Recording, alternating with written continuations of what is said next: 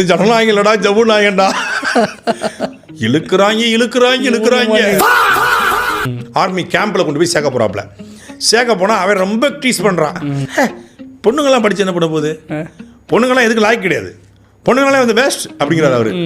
பொண்ணுங்கன்னா உனக்கு அவ்வளோ சாதாரணமாக போச்சா, உங்கள் அம்மா கிட்ட ஒரு பொண்ணு தாண்டோ அப்படிங்கிற மாதிரி. பொண்ணு வந்து ஆட்டோ டிரைவர் வந்து சாக்லேட் வாங்கி கொடுத்து இப்படி தொட்டுட்டான் அப்படின்னு சொல்லி சொன்னாங்க. உடனே வந்து பாப்பா டெய்லி இந்த அங்கிள் உனக்கு சாக்லேட் வாங்கி கொடுத்து தொடுறாங்கம்மா.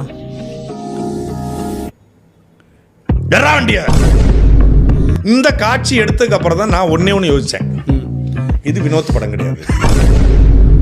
இப்படி போய்கிட்டு இருக்கா. இப்படி போய்கிட்டு இருக்கும்போது இடையில ஒருத்தன் சொன்னா, ஏங்க இது பகவந்த் கேசரியோட ரீமேக்னு சொன்னாங்களே. ஆமா, பகவந்த் கேசரி ரீமேக் தான். ஆனா அதுல கொஞ்சம் சக்தி சாம்பார் பொடியையும் ஒரு சக்தி மிளகா பொடியும் போட்டு கொஞ்சம் பட்டக்கிராமையும் போட்டுருக்காங்க. கேசரியை கிண்டிதா கூட ஓரமாக உட்காந்து திண்டு போயிருக்கலாம். பொங்கலா பண்ணிதா கூட காலை பிரேக்ஃபாஸ்ட்டுக்கு முடிச்சிருக்கலாம்.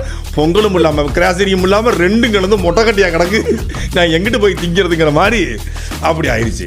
இப்போ பகவந்த் கேசரி பண்ணுவோம்னா படுபாதக கேசரியை பண்ணி வச்சிருக்காங்க. அதாவது முதல் காட்சியிலேருந்து வரும்போது அப்படியே பகவந்த் கேசரி மாதிரியே இருக்கும். நம்பி உட்கார்ந்தோம்னா சடக்குன்னு சொல்லிடுறாங்க.